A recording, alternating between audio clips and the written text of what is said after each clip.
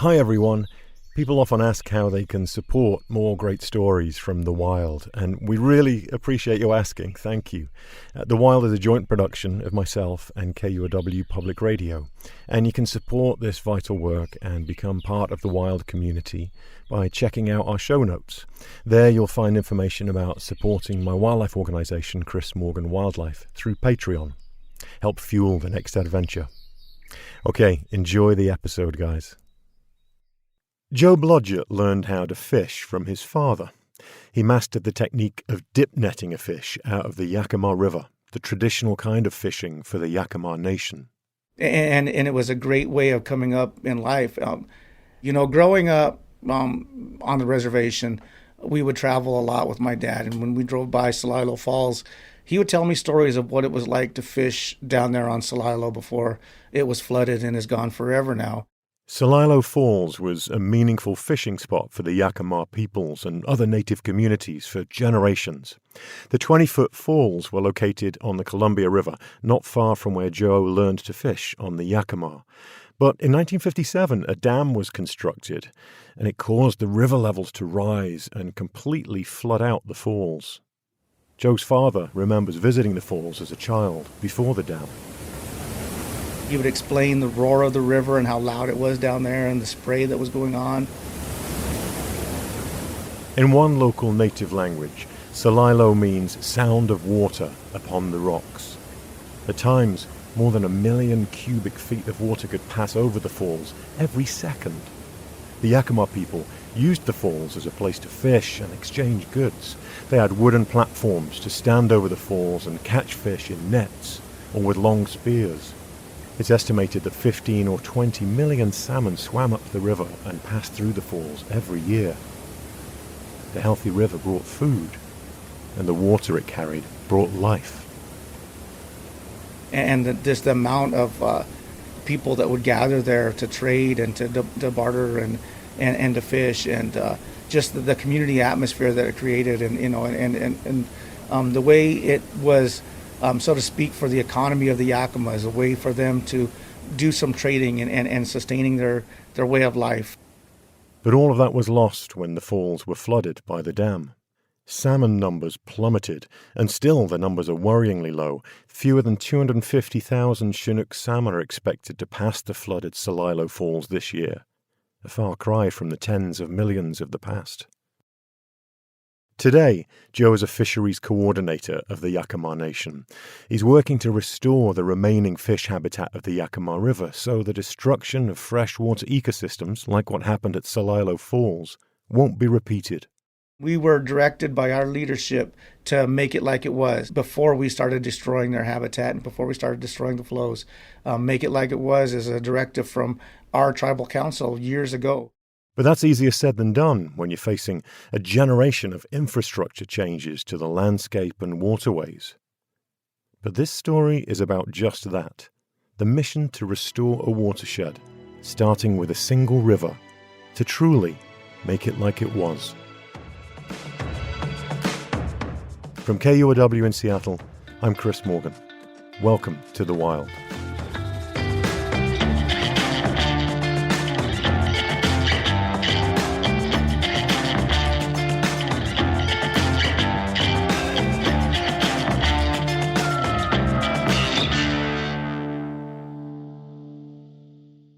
The waters of the mighty Yakima and Columbia rivers are important to Joe and his Native American nation. He refers to them as the bloodline of their culture. We've been here since time immemorial, coexisting with this river system, and we rely on this river system and the salmon and populations to sustain us spiritually, culturally, physically, mentally. The Yakama Nation is located in the southern part of central Washington, but their original land stretched all the way up to Canada, over 200 miles from here. In a treaty signed between the U.S. government and Native Americans in 1855, the Yakima people lost most of their ancestral lands, but maintained their permanent rights to fish, including on the Yakima River. We are actively working to save a lot of these listed species that are important to the ecosystem, important to our tribe, and just important that we can continue to do what we can to keep their numbers or get their numbers back where they belong. But so-called progress over the last 167 years since that treaty has done a lot of damage. Dams, roads, pollution, all of these things have really degraded rivers and their freshwater ecosystems for all of the creatures that need healthy habitats, including the fish. We do get a lot of benefits from the dams, the irrigations, all of these, the logging practices. We do have some short-term benefits, but it really has impacted, especially the Yakama's way of life when it comes to the salmon populations. Over time, fish and other species can adapt to some environmental changes, but not changes of this magnitude. Water temperatures have risen, toxins seep into watersheds. The very flow, size, and characteristics of Northwest rivers have changed. So much of Joe's family history revolves around the big rivers, the Yakima and the legendary Columbia that it drains into. But the health of these rivers is determined by what's happening upstream, in the creeks and streams that feed these bigger systems. So to repair the river habitat, to make it like it was, in Joe's words, we have to refocus. We have to head to the hills. One of the biggest things affecting fish and river health upstream are culverts. Culverts are these wide metal tubes installed under a road or highway. They provide a channel for the water to flow under the lanes of traffic.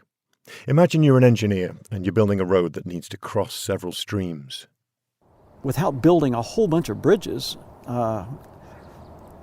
we'll just lay a piece of pipe, a culvert, and just use that as a tube, a conduit, and just let the water go through there under the highway, and problem solved. This is Dr. Paul James, a biologist with Central Washington University. Joe Blodgett is one of Paul's former students. Now, these culverts that Paul is talking about might solve the problem of building a road over a river. But when they were put in, the problems for the fish were just beginning.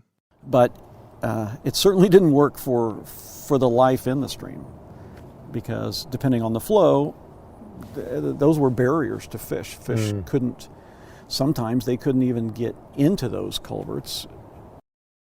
Because the culvert, the big tube, it's sometimes too high up off the water or doesn't have enough water flow through it, so it becomes a man-made obstacle for fish trying to move through the creek. Historically, the tributaries were all connected. There was access to fish to get to every headwater. And when you have the culverts that are impassable for a lot of these migrating fish, it causes huge obstacles for them to try and get over, and a lot of them it's not possible.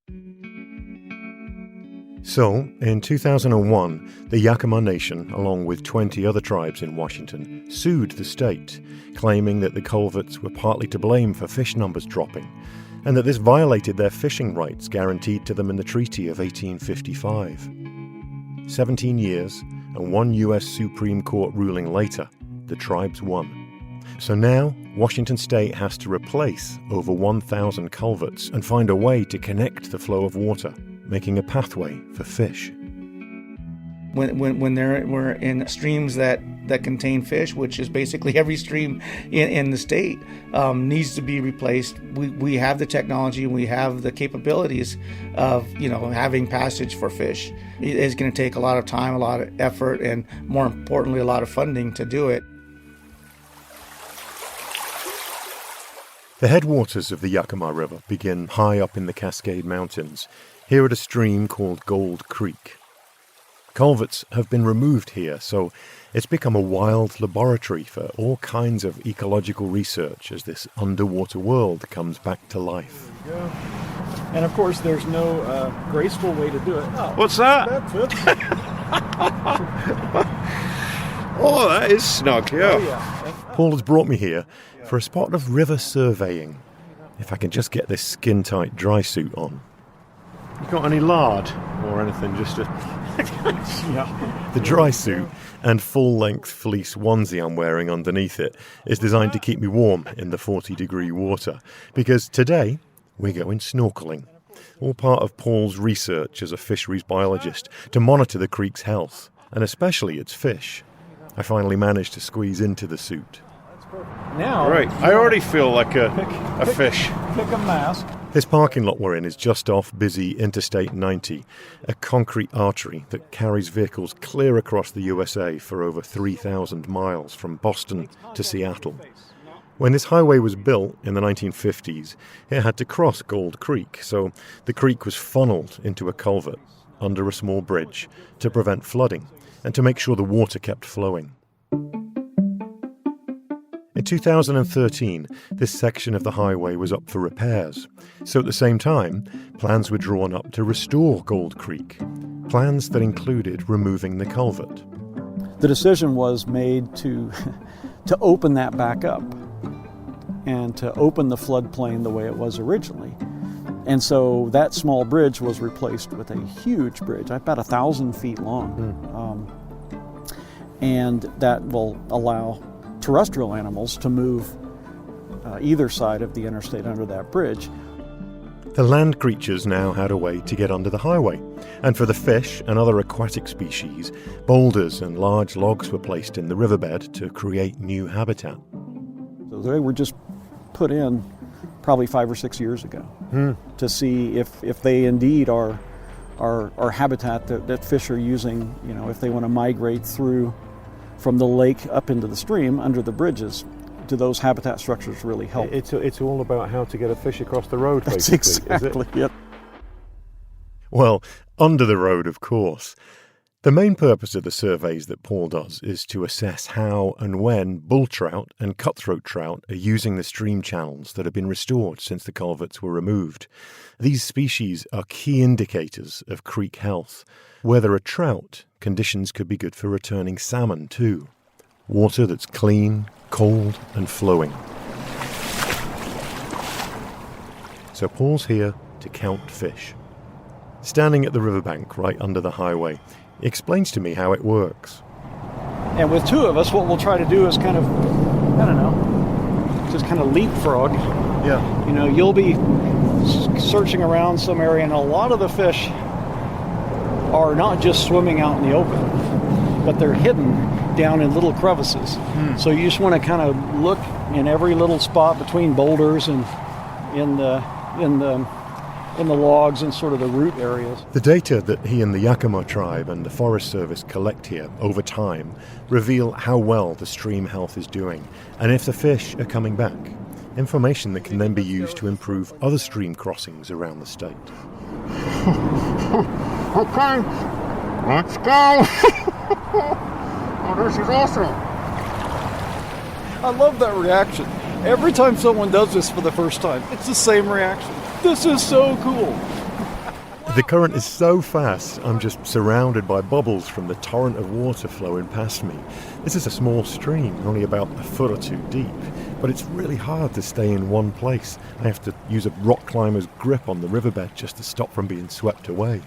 And being below the surface is like being in another world. A world we'll dive into after the break.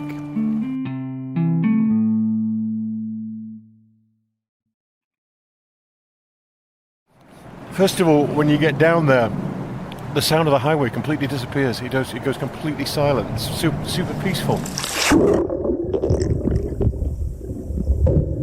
I pull myself along underwater, grabbing a rock or a dead branch where I can.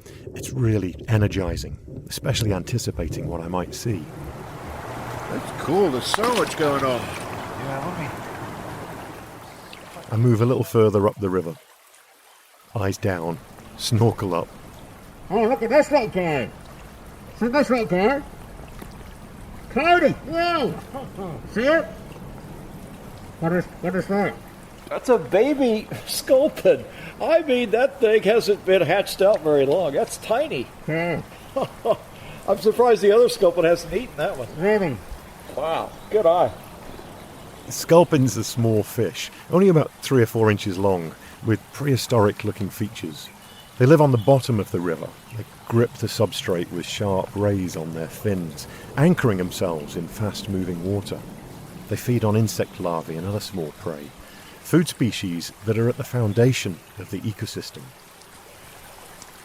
A lot of the insects that you see flying around your garden or the park, or especially around a stream or a pond, get their start in the water.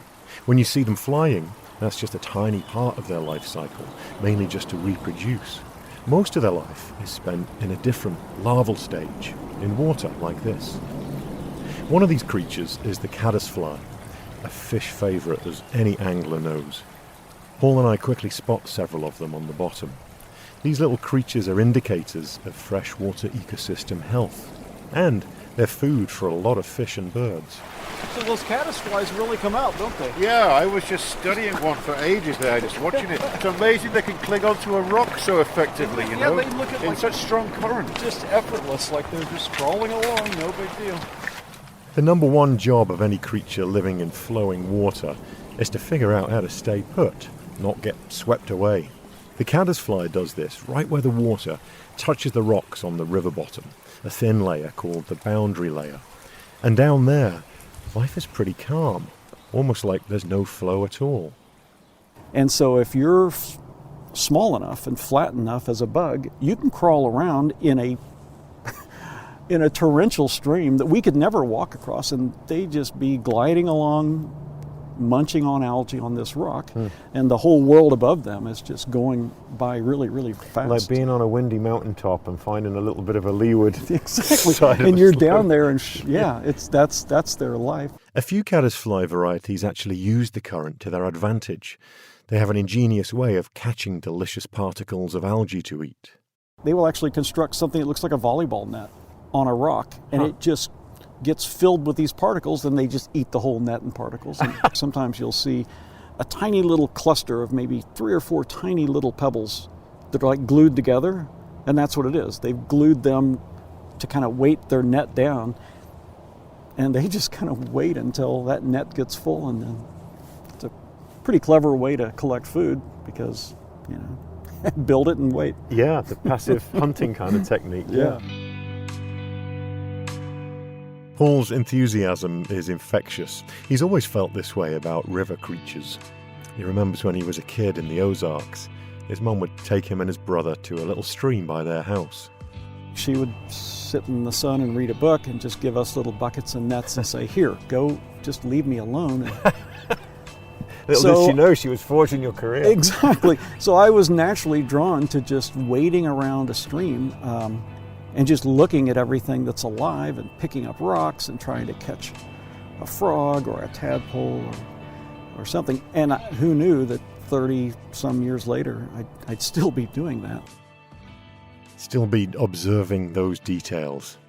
The many species found here in this little creek help build a picture of the entire watershed and how it can be restored, and what's needed to protect it to benefit the mighty rivers downstream.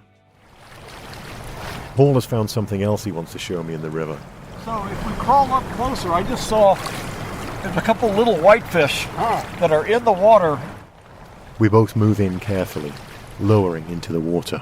So just slowly crawl up and let's see if we can find them. Okay. Right where the water starts to ripple there. Among all the bubbles and ripples of the water, I see several small whitefish. They're facing upstream, constantly moving their bodies to swim and stay in the same place in the flow. Did you notice how That looks exhausting. looks like they're doing a lot of work, doesn't it? Yeah. And they're sitting there. So why are they there? Well, they're just sitting there feeding. They're just picking constantly. These are juvenile mountain whitefish. They live in fast water and pick at little bits of food as they float downriver. It's really dangerous for fish in open water because it's hard for them to avoid predators. But not where they are, because they're in fast water down at the bottom. So it'd be tough for a kingfisher or even a heron to even see them, because they're using that turbulence actually as a form of cover. Those bubbles that you were talking about, yeah, that's actually a kind of cover. With my head under the water, something else zips by, something even higher up the aquatic food chain. Oh, yeah! Yes! A trout! A trout! A trout. Paul hears my muffled cries and pops his head up out of the water and asks for a few more details to help identify the fish. Yeah, tell me, are the spots just uniform across the body, or are they denser and bigger towards the tail?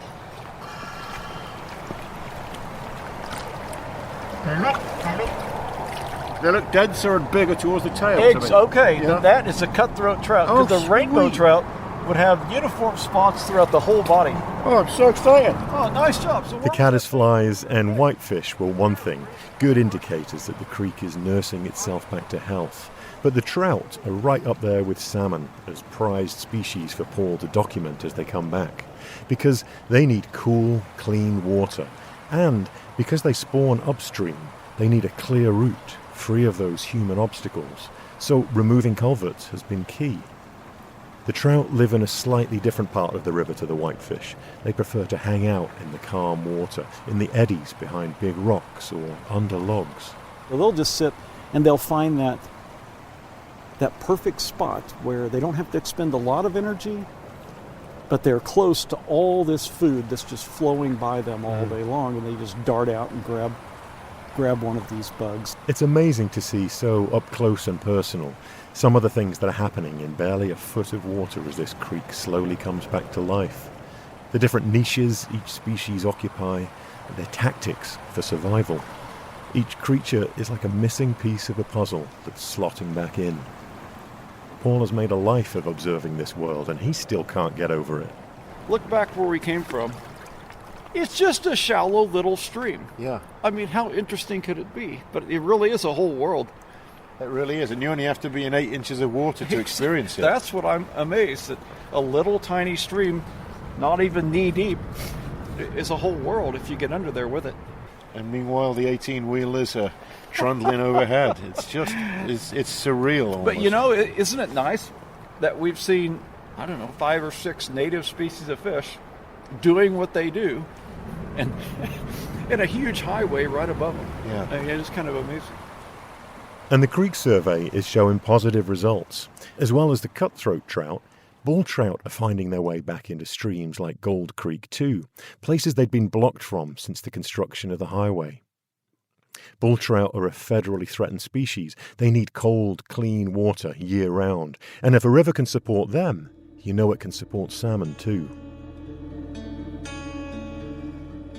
About 20 miles from here, Gold Creek flows into the Yakima River, which then joins the Columbia River on out to the ocean.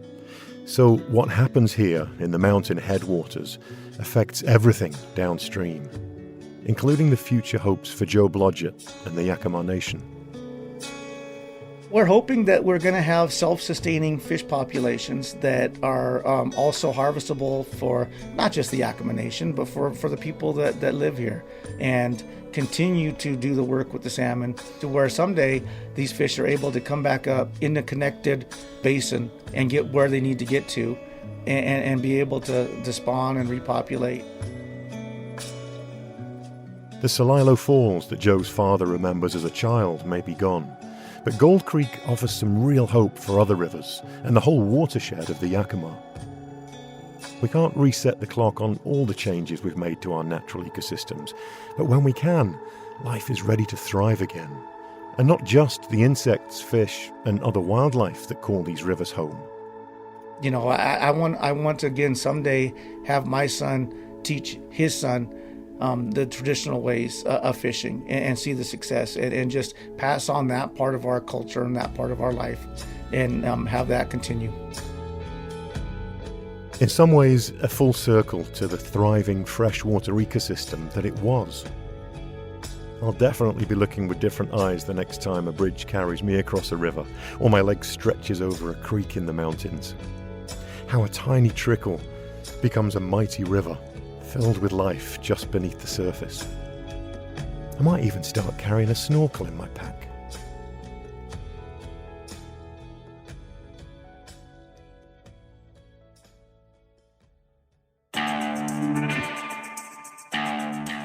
There are some great underwater shots on my time snorkeling with Paul. Head on over to our Instagram at The Wild Pod, and you can find me at Chris Morgan Wildlife. I'd like to thank Charles Strom and everyone with the Yakama Nation who helped with this episode. The wild is inspired not just by nature, but by the people who work in it, love it, protect it. The Wild is a production of KUOW in Seattle and me, Chris Morgan, with support from Wildlife Media. One way to support this vital work is through my wildlife organisation, Chris Morgan Wildlife, on Patreon. There's a link in the show notes. Our producer is Matt Martin. Jim Gates is our editor.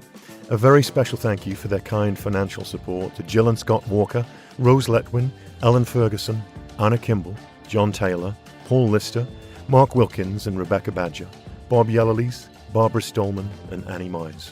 Our production team includes Juan Pablo Chiquiza, April Craig, Michaela Gianotti, Cara McDermott, Tio Popescu, Darcy Riggin-Schmidt and Brendan Sweeney.